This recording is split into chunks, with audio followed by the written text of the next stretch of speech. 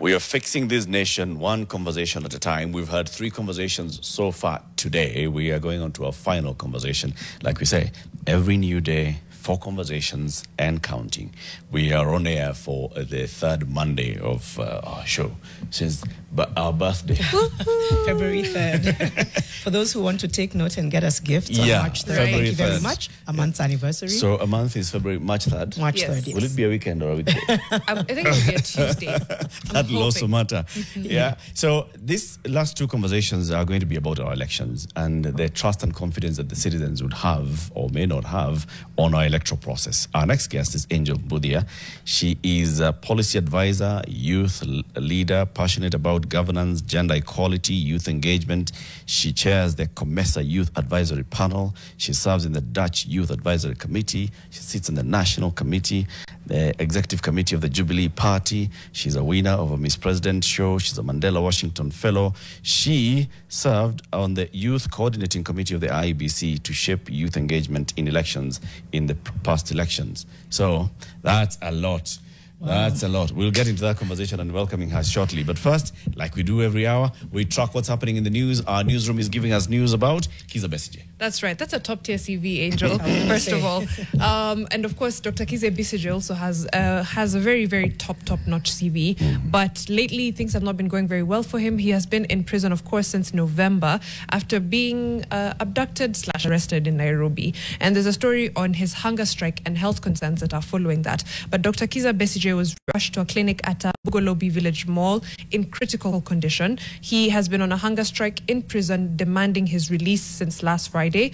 Concerns about his declining health, of course, are coming from all corners, including civil society, his family, the medical fraternity at large. And his sister-in-law spoke to the press saying they're very, very worried for his health. And he was seen in court looking very unwell on Friday. And the matter was last updated last night. Of course, we don't know the state of his health today, if he is still continuing with the hunger strike, and what that means for his health long term, for Ugandan politics at large, for African politics, and of course for Yoweri Museveni as the president of Uganda. Like you said, there's other opposition leaders. You've got Bobby Wine, etc. Does Kiza Besigye still command as much attention as he did in the past? I think to a large extent, yes, especially when he chooses such a hardline stance. I respect him for it. I do worry that he's doing it in a place where it may not have the gravitas that he hopes it does. But I don't know, someone has to do it. And he has dedicated his life to fighting for a democratic Uganda. So someone has to do it to just try and shift things. He's thinking about who comes after him, right? He's thinking about, it's setting precedents for the generations that come after. To say this hunger strike hopefully is going to mark an end to politics and policies that don't serve us as a people. But to your point, will that come out as a success? We really hope his health doesn't decline any further, but we will continue to kind of follow up on that story. We know family have already expressed concern, so we'll just have to keep an eye out and see if he gets better. Right. Angel, welcome to Fixing the Nation. Much. One conversation at a time. Yes. Broadcast meets podcast. How do you feel?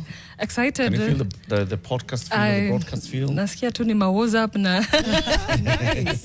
Very good. We see we have a fixer in the building. Karibu. Yes. Now, as we begin our conversation, there's something we like to do at the top of the hour, which is, looking at what has happened in the past and seeing how much we can relate with it at present.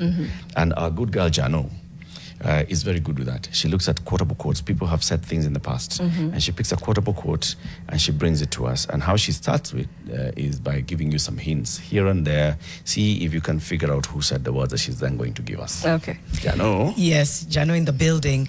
You may have already heard this one, but I'll say it nonetheless. This person, we've described him the last few hours as one of Africa's greatest exports from Africa to the world. Hosted a very popular show in the US and also happens to be a comedian and author. Progression, in my opinion, is often a series of stumbles forward. Who said that? Wow. From South Africa, comedian, hosted a show Oh, Trevor Noah. It's like that. Yes. Yeah. What gave it away? The part of hosting a daily show in the US, or yes, Comedian, comedian, Comedian, South African. Yeah. It's either Elon Musk or Trevor Noah. So we literally just had that conversation. So I was like, no, that can be Elon Musk. He doesn't sound that progressive. He said greatest export from South Africa is Elon Musk. If you just leave it at that, greatest export from South Africa, Elon Musk. Story for another day. Watch out to do the Greatest comedian export from South Africa. Now we bring in Trevor. Okay. Yes. Okay. There's a guy called Loiso who also is good. Is very good. Yeah. But I think that the name recognition is what comes That's into true. play right here, right? Right. Yeah. But Angel, we've been discussing matters IEBC. As you saw, we were just with the chair of the selection panel. And the fact that there's a lot of skepticism, rightfully so, I would say, as far as the IEBC is concerned, especially for young people. We saw a huge amount of voter apathy in the last election. This one, I'm hoping it's a different factor. People seem a lot more engaged. But I'll start with, as someone who's been in the workings, what level of representation exists at these high levels for youth, aside from, yourself? Is it more of a tokenism, or is there actual, impetus to have youth on the table when making these big decisions as far as the IEBC is concerned? I think the struggle to have more inclusion in decision-making bodies has been a constant conversation we have been having, and I'm proud of my generation for having come forward and made the sacrifices that have already been made. And we had a presser on Saturday morning, which was the 15th, the last day of submission of applications, and we were making it clear that we have young people from our networks who have submitted applications to become commissioners. And even as Eric was reading out my CV, I turned 30 in April, and with a master's you will experience. turn 30 in April. Yes, I will. You will turn 30. Yes, okay, I was about to say, I thought it was last April. Yeah, but almost happy birthday. Yeah, almost happy birthday. And that's just me now at 29 and with those accomplishments. There are young people with masters at 24, at 23. They have vast experiences working even with the African Union peace envoys. They have been working with the UN youth envoys. I mean, young people have really gotten out there to participate and become better global citizens. There are so many other young people like myself who have applied for those positions. So they won't tell us that, number one, we didn't apply. And they won't tell us, number two, that we don't have the experience, or we don't have the qualification. And number three, they must give us the opportunity to present ourselves in the interviews. And we must also feature in the shortlisting of the candidates. So we are not giving them any room for any excuses. We've also written a letter to the selection panel demanding that fact therein. Even in the last selection process, we wrote a letter to them as well, reminding them that young people have applied and we need to be considered as well. But of course, that did not bear fruit. But then again, we saw some attempt to sort of try and mobilize young people with concerts and programs to sort of bring in the aspect of voter registration drive at that time. But this time round, we do not want sideshows. And as you'd mentioned about tokenism, that was a form of tokenism then. Just show that we are involving young people, but in the real sense of it, they are not. And IEBC is a very interesting institution in all the institutions that we have in Kenya. IEBC has two things. Number one, IEBC is a feared institution. For you to work in the IEBC or serve as a commissioner in IEBC is in the 1,000 ways to die in Kenya. It requires a certain level of braveness. Yes, you have to be ready for whatever. And that's something that we do not want to be happening moving forward with the IEBC. It is one of those institutions that hold the political stability or instability of this nation. Even when we saw the Kriegler's report and the Waki report, they cited major issues that we are citing today. There was lack of trust, there was political interference, and you see all that now coming up again. But the faith that I have in our nation today is that you cannot rig when people have voted. And we are not in the era where you can switch off the lights in a polling station and stuff in ballot papers. We are beyond that. Or there can be a national blackout and at a convenient time. We are way, way past that, and we are in a different century or political times, as so to speak. And so I don't anticipate all that. But what we need to ensure, because when I was when we were counting the votes in Bomas, you could see that, rigging takes place with 5 votes, 10 votes from a polling station. So that's how they deduct 5 from this candidate and add it to the other 5. So you can see it also requires a lot of intelligence to rig elections nowadays. But then we also need to apply that intelligence in ensuring that there is the trust in the process. And that's what we are hoping to see with this selection panel. I cannot say that I fully trust the IEBC as it is. It is up to them to earn our trust right from the get-go, right from how they will run the shortlisting process, how they will run the interview process. And I had Eric mentioning that you'll see a candidate doing better than the other, but then they don't make it to the final list. Right. Then that is when we are going to start casting doubts on the selection panel. And I've also seen you highlighting that the chairman is a clergyman. But being clergy or not, there must be transparency and accountability. It doesn't matter whether you are an atheist, whether you're a Christian or a Buddhist, a Muslim. There has to be some sense, not some, but there has to be transparency and accountability, especially with a very sensitive institution like the IEBC. Let's not forget where we were in 2007. And as a policy and political analyst, and even you as the media as well, you can tell and see that every time a president is defending their seat, there is always a lot of fear and caution, and that rents the air, as opposed to when a president is completing a term and handing it over. And now we are going to a situation where a president is going to be defending their term, and defending their term means that we could also be in a similar situation in 2007, similar in the aspect of the context, that if we are not careful, then we could lose it all or win it all.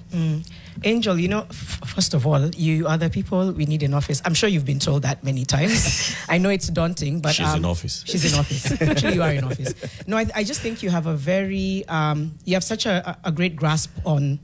You've even understood the difficulties and the fears, and somehow that hasn't disillusioned you, right? Like, a lot of people feel disillusioned when they hear IEBC, when they think about the different ways that they feel IEBC hasn't been able to navigate electoral processes as they should. Granted, a lot of the time it's interference by politicians. So there's young people watching this now, and maybe they're disillusioned. They're thinking about the fact that, we could do everything possible, but on the day or during that whole season, things still don't work out in a credible way, in a way that we would want to see a shift in our governance and our issues. How would you speak to young people just to sustain the same momentum you have? Because it's really about sustaining this momentum. It's about saying, no, number one, we want to be there. We want to be part of this. Number two, we're going to see it through. And number three, whatever happens, we are still going to have faith in our country, in our processes. Some people may not feel that way. What do you say to them? I'd just say that working for IEBC or being a member of the IEBC Commission is in there 1,000 ways to die in Kenya. I would say number 210. And then I'd say the other way to die, number 100, is being a youth in Kenya, a Gen Z and a millennial. Right. It is even worse on this other side. So fearing IEBC, if what happened on June 25th to young people, members of my generation, Gen Zs and millennials, if that happened and we saw what happened, IEBC ni mboga. IEBC ni mboga. Hiyo ni kitu rahisi. When you compare the two, we cannot stop speaking because of the fear of whatever our government could do or this administration could do. And even coming to speak on this platform here, naweza kuwa ninangojewa hapa chini na Subaru Boys just because I have said something that has offended someone within government. And so that is even a greater a risk than even getting into IEBC, and even the fear of failure is something that we should not really we should face it head on and not be the thing that makes us become cowards, so to say. We have to keep on pushing for the things that we have been fighting for. It has been a generational conspiracy IEBC that keeps on doing well and doing better. Because I even see how Kenya speaks for the rest of the continent. I mean, I don't think Uganda talks about abductions in Kenya the way we talk about their injustices that happen in their own countries. I also don't think that even in Tanzania that they're able to even speak for young people who've been arrested or abducted in Kenya in their own national media stations, the way we speak for them and about them. So Kenya is quite the beacon in the continent, even as much as we are seeing it not reflecting in other electoral processes in the continent. Right. But we have a really great stake at it, and I strongly believe in the members of my generation. Members of my generation have gotten themselves educated. They got the A's that we told them to go to school, wasome, wapate kazi. Mulisema tufanye internships. We have done internships. We have volunteered. It is time now that we are not marginalized as we were or we thought we were before, and now we are political stakeholders in this country. So you want to be in the room, and not just in the room, you want to be at the table. We even want to be the constructors of the room. Okay. You served at the IEBC Youth Coordination Committee. Yes. What's that? The Youth Coordination Committee that was set up around 2017 therein, and then moved on to 2021, 2022, was to bring together youth consortiums. So I was there not as Angel Mbuthia, but I was in my capacity as the director in the Kenya National Youth Council, which I was serving previously. And so I was representing matters of the council in the YCC. And that is when we were sort of an advisory body for IEBC, sort of to shape the programs and the narrative on voter education that can suit the young people at that time. So that's basically what we did. We went across the country. We trained young people on voting rights and the whole aspect of civic education. And we also, as even the National Youth Council, we went ahead to even encourage more young people to run for office. Did a lot of trainings for young politicians who wanted to get into office. And I'm glad that that conversation now is building up to where we are today.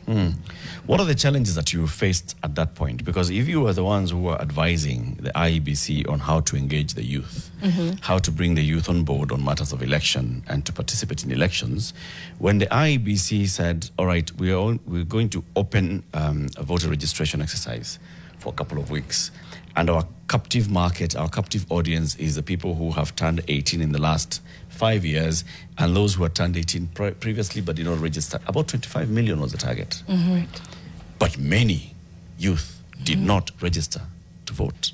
Yeah. Why? When the YCC was formed, it was after young people had really pushed to have a youth in the commission. So as a way of saying, okay, don't worry, you're not in the commission, but we will form something for you to also be part of in the secretariat that is running day to day, and you'll be able to design your own programs and work on your own programs. Now, the problem at that time was that there was a lot of political happenings that were not quite enticing to young people. They did not relate to young people then.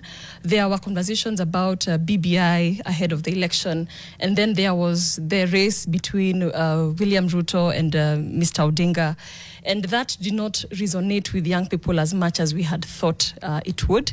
And even with the backing and support of political parties, because political parties also play a crucial role in voter sensitization and voter registration drives, because they have one of the biggest networks across the country, because IEBC is just an institution maybe that has the voter register, but knowing where these people are and what they are doing, that is mostly by political parties, or like in the YCC that we had with youth serving organizations. So I think the choices of candidates were not something that young people today say that they were not motivating them enough. It's just so it was the same old guards, the same faces, and that did not really bring them out as Which candidates? much.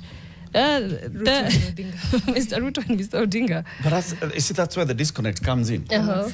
That people are thinking that we are going to one election, Right. the presidential election. Are you saying that people did not have confidence in the people who are running for position of MCA? A majority of the candidates for MCA position were youth, Yes. 35 and below. That they were not inspiring their fellow youth to register as voters so they can participate in that election? Yeah. Or for MP or for governor and and the others? Well, that is where I see that a lot of civic education needs to be conducted to show that even the other levels of governance are equally as important as the presidency. When we look at county assemblies, I'll confirm that, but there were about 10% young people elected across the county assemblies, and that shows that a lot more could have been done, given that young people are the ones who take the center stage during political rallies, and even when there is political mobilization of any sort. When it is time to make noise and write proposals and make presentations, young people are at the forefront. But at that time, seemingly they were not enough to be able to make the threshold. And I'm hoping that this time round that will change, that young people will see themselves as those leaders. Whoever is elected as president should not matter as much as who is elected as a member of parliament or even in the county assembly, because our county assemblies in total run about a budget of 320 billion, which is something that if young people are controlling within their county assemblies would really translate to so much more. But I think that is not very clear. That was not clear then. I think right now there's more and more awareness since the finance bill of last year. And I'm hoping to see so much more effected to young people getting ID cards, getting registered as voters, and also running for office themselves. See, Angel, that's what I was saying. My problem. My problem is how we perceive elections, right? So that even as we are talking about IEBC, many people are thinking about IEBC, looking at Ruto and looking at the other presidential contenders, all right? And we forget that that's just one position. You have to elect an MCA. You'll also elect a member of the National Assembly, a member of the Senate, and a governor of your county. And those ones really do matter. And if youth conversations are not going there, then this whole thing we're doing, whether let's just close shop, are youth conversations not going there? It's not. Because in the last election, there was the Youth Coordination Committee in place, okay? Yeah. Which brought together a consortium of youth groups and youth organizations. But this coordination committee, plus the budget for civic education, plus all the civil society organizations, plus the media, did not convince the 25 million likely youthful voters to register as voters. That's accurate. Can I say the why? We had many Can I who did speculate not. as to the why? And then we had many who did not turn up to vote. So the why? Because they were thinking, I'm looking at Raila and Ruto and I don't feel... That's exactly it. But it's not just that on a presidential level. It's all the way down to MCA, to whoever. It's not feeling seen in the politics, right? So whether you are thinking of Raila versus Ruto, whether you're thinking of who is going to be my MCA and what party are they, it's just generally not feeling represented in the political process. So then it's not apathy from a lack of engagement. It's apathy from a lack of choice almost. I don't see anything with this ballot, 1 to 6, all of them. I'm not seeing anyone that I genuinely care for. I don't feel represented. Yeah, I don't feel represented. Is what Mariam is saying accurate? I think before last year, I would say Kenyans had been comfortable. They were happy to be tweeting, "We want change now," and retweeting that, and that ends there.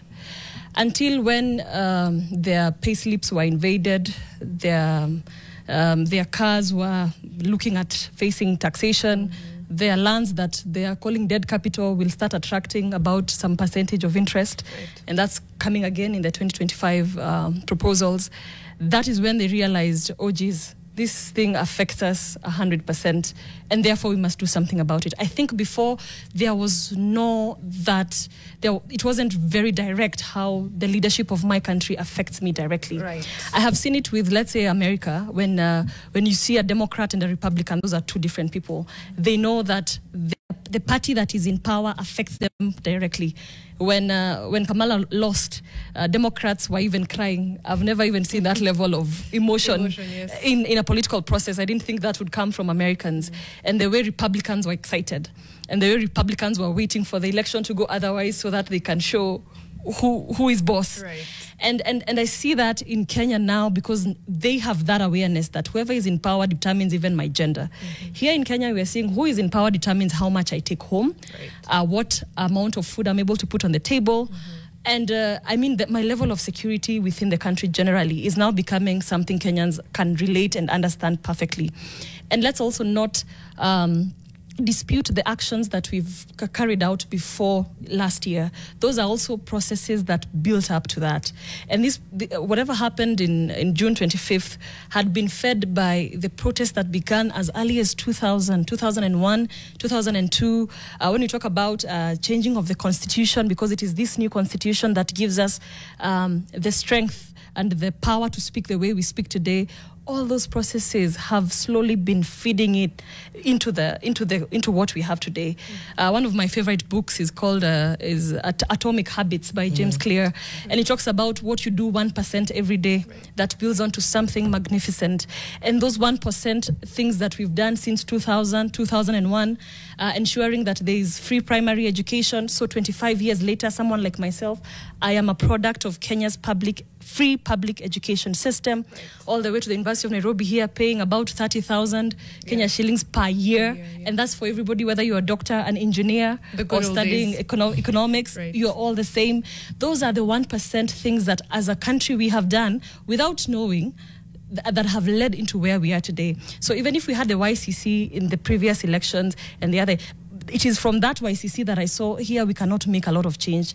If we want change, we need to be at the decision-making table, and that is what I am fighting for. That is what other like-minded young people like myself are fighting for. You know, we didn't realize that the break 9 minutes past the break time. Okay. It's 21 minutes to 10. It's time for us to take a break. We're having a conversation with Angel Mbuthia. She is a youth leader. She serves in many, youth leadership positions across the continent as well. But also, she has participated and served as in the IEBC Youth Coordination Committee. YCC, right? Yes. We are talking about the youth this time. The skeptical youth that did not come out to register as voters or to participate in the last year's election, are they going to do that in the next election? And what would it take for them to feel that they are part of this process? So our conversation with Angel Mbuthia continues, and this is how the youth can then get more engaged in future elections, starting with how do you participate in just the vetting process for the new IEBC Commission, and then thereafter in the quest and push for more and more registration. So as long as youth are registered as voters and you have picked your polling station and all, then the next one will be turn out the vote. Okay.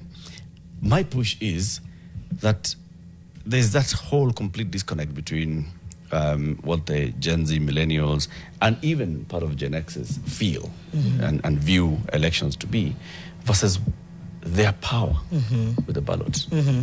Do you think we're going to see a shift? I think he raises a valid point. I can hear your passion and your insights.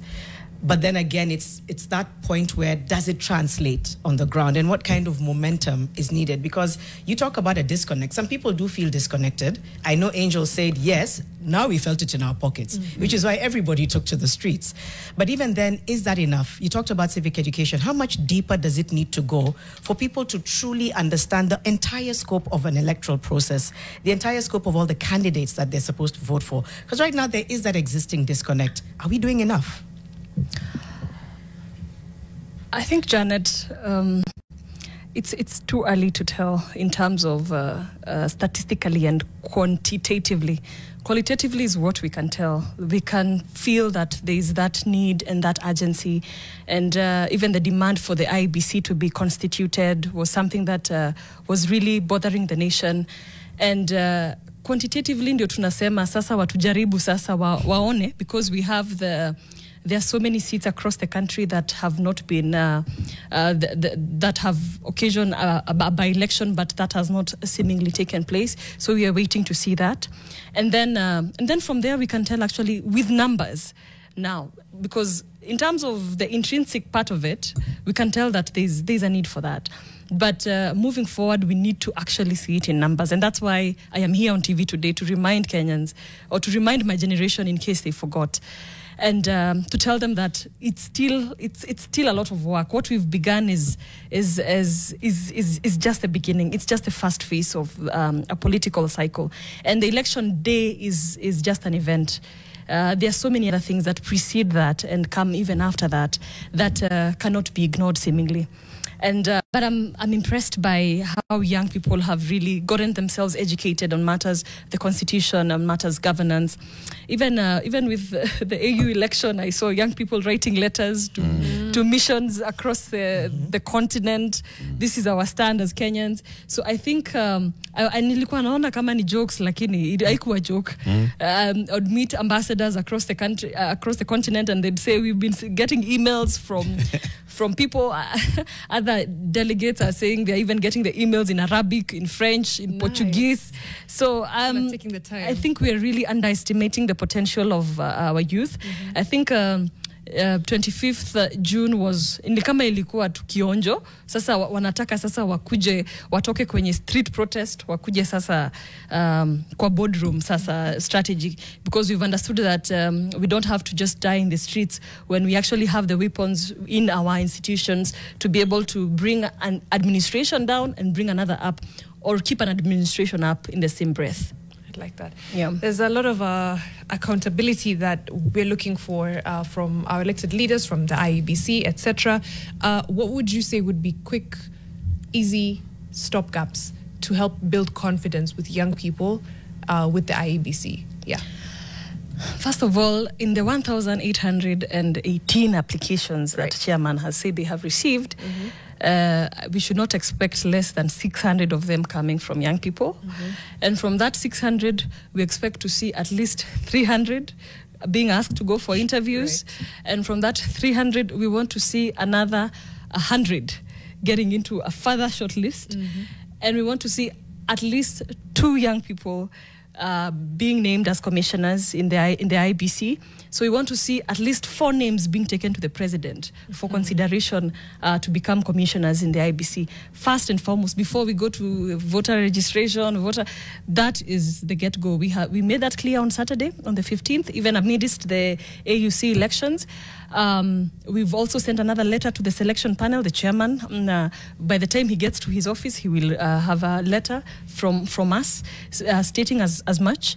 And even beyond that, we will be following to see that list, because when they publish the shortlisted names, they also put their age and the agenda. So that is where we are going to be coming for the selection panel once they make those steps in a few weeks. He talked about the first week of March. Tuko rada mbaya. Tuko rada mbaya. First week of mid-March is when they're starting the interviews. Yeah. So at least by then we should be able to see who's been shortlisted. Yeah, we've drafted all the letters, even petition in case we need to go to that level. Okay. Yes. Who's we? We came together as young people from different sectors, from the civil society, from political parties and professionals. So it is not a Jubilee Party matter, because I'm a member of Jubilee Party, or an ODM matter, or a UDA matter. Whoever they appoint to the commission of the IEBC will be a young person and a Kenyan, and they will be representing us. Okay. Yes. Can you make those letters that you have written, the ones that you're sending to the selection panel on all the others, be owned by other youth? Like, publish those letters. Okay. Are they so that people can see, this is the letter that we have written, and these are the demands that we are placing on the IEBC selection panel. Yeah. It forms part of what you're saying. Yeah. When Mariam is here today, tomorrow she's like, kuna barua tuliandika. Yeah. Sisi kama youth. It's important. You know? If it's shareable that way, it gains momentum. You've just spoken to being a member of Jubilee ETC. Just wanted to speak as well to the importance, and I don't know whether we've spoken about this before, of joining parties, of people participating in parties. Are you seeing a shift in that as well? A lot more interest and intentionality of young people joining these parties to really have their voices heard? I think political parties are gaining momentum, though slowly, because there's still a lot of agitation to have young people joining political parties. They want to know, does it run the same way we've been here? You know, the same sentiment were there in 2022 of one man runs the show, and that's something that we are trying to change a lot in our political parties. For example, in Jubilee Party, I've been very deliberate about my advocacy strategies across the country, speaking to young people, engaging young people, and even within the leadership of Jubilee Party, I encourage them strongly to ensure that they put young people at the center of it. And the beauty about Jubilee Party with Uhuru Kenyatta as the party leader, he doesn't really mind. He's not the kind of party leader who wants all the attention around him. He's also at that stage where he's saying, nyinyi vijana chukueni uongozi, come become members of a political party, run for office, hizi viti ni zenyu tutawapatia, come and become members of political parties. And I've seen the same thing even with ODM. I saw this young man, Kasmuel, becoming a member of ODM, although really castigated by his by members of his friends and members of his generation. But then at the end of the day, I would say joining a political party is very important. Morara Kibaso went ahead to start his own political party, and we're seeing that. We're seeing Gen Zs in civil societies. Now we are now telling them, as much as we want to be in the civil society space, the activism space, and the advocacy space, we still have to become members of political parties. And I have ensured my place in a political party. I just wanted to ask, how much does it cost to join Jubilee Party? Nothing. It's just register and you become a member of Jubilee. Right. And to vie for a political office, starting maybe from MCA? We have not set any parameters going forward, because those are other changes that we'll be able to make within the party structures. Okay. Those heavy nomination fees are things that we are going to come down on as a political party to ensure that more young people can be able to run for office. But to join free of charge? Yes, it is free of charge. Okay. Then perhaps, still want to know how much, to run for political office as a member of Jubilee, just so we can see how young people can potentially get into these positions, right? Because the cost is often what's prohibitive. Of course, the time factor, the civic education factor, but I think cost is usually what's very prohibitive. So you're saying in future you will be coming down on the cost, but what are they as of now? I think the push now is to have it totally scrapped out, especially for young people, for women and persons with disabilities, to ensure that young people are able to run for office. I cannot say definitively this is what is going to be how much, but once we make new steps in terms of having the IEBC reconstituted, and then we field our candidates in the respective seats, then we'll be able to have a different landscape and approach in terms of how we encourage young people to become flag bearers of Jubilee in their own constituencies. All right. Yeah. We're about to wrap up the conversation. The trust factor, I think we've really talked about, and you've talked about what would give us more confidence in an IEBC. What should give young people confidence in young leaders now? As I'm leaving the IEBC completely out of the picture, because there's often that feeling of, yes, we elected them because they were young, representation matters, but then they abandon us and they just go with the wave, right? How do we instill confidence in young leaders? First of all, I was... Yeah, from Kenyan. Yeah. First of all, I was encouraged by Infotrack's statistics on the best performing MPs, and I was very happy to see that the top performers were young MPs in Parliament, and so that goes to show that there's something being done by members of Parliament. Even to see this woman rep from Kirinyaga topping the list, and she's a first-time MP, because they were saying that you have to be a second-time MP to at least do better, but for a first-time MP, she's done well. So that's a very true testament of what we can do as young people. We have seen our struggles. We have gone through our very rigorous education curriculum, and we have gotten the 400 marks, the 350s, we've gotten the A's, the B's. Whatever was required of us. We made the cutoffs to university.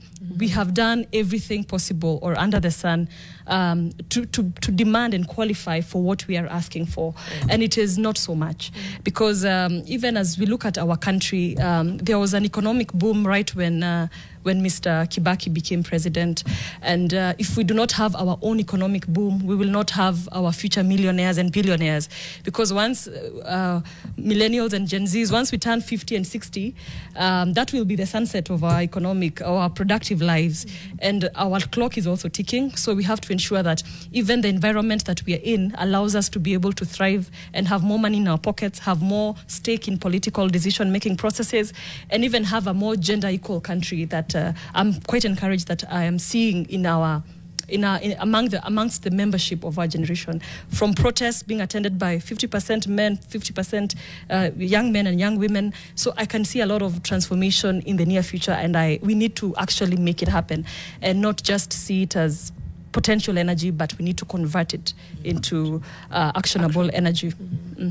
A lot is yet to happen, and yet to come. It's good that we're having these conversations and saying that the majority of Kenyan population has been feeling left out. And it's about time that the majority of Kenyan population occupies its rightful place in the country's leadership, in governance and everything. But that will not just come. right? It's all about, like Angel, you presented yourself for all these positions. You are not called from home at Angel, kuja tuko na chama inaitwa Jubilee, tuko na position tunaweza kupea. You actually did that. You presented yourself, you are working on it, and you're working at it. And more youth need to do this.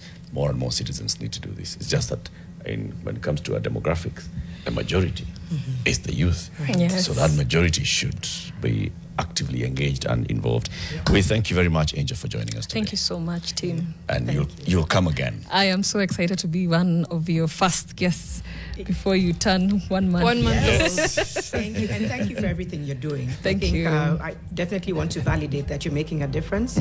So just keep at it, and I think we need a lot more energy, and I like what you've said towards the end. We need to convert that into actual numbers towards, and that you said election day is just an event. There's still the entire journey starting now until then. So thank you for coming. Thank you so much. Coming up next is Your World, and today Winnie Lubembe and Mwikali will be having some serious conversation. What's it about? It's about masculinity and vulnerability. Is it possible to be both masculine and vulnerable, right? I think we live in a world where we usually give an either or, and she'll be speaking to Pastor Frank Kitonga, who is a pastor at Innkeepers Ministry, Fort Smith, and a life coach. And we'll also be talking to Kagondo Jr., who is a counseling psychologist, award-winning author of Becoming a Man, and of course a men's mental health advocate. So Winnie will be, of course, taking us through the possibilities. Let's see if as a young person or a man you feel like you can be vulnerable and masculine. Indeed. Our conversations tomorrow will be about money. Remember, in Parliament, the budget-making process has started, getting into a new gear. So the budget policy statement is before Parliament. There's a supplementary budget that is going to increase how much they're spending this financial year. And then before long, we'll be having this conversation about the new finance bill. So let's start preparing ourselves for that. And tomorrow will be one of those conversations that we have. Also, miss me with that. And we'll be here to see what we want to miss us with. Okay, yeah. One of the things that we'll be saying, miss me with that about, it's also coming up tomorrow, so keep it here for that. Thank you for tuning in today. Have a lovely day. Let the discussions and debates continue online, everywhere, on YouTube and Facebook and TikTok and X, where they've been going on. Join a community of fixers. It's 4 conversations today, many more to come. Have a lovely one. From myself, Eric Latif, from Janet Bogua, and from Mariam Bishar. See you. Au revoir.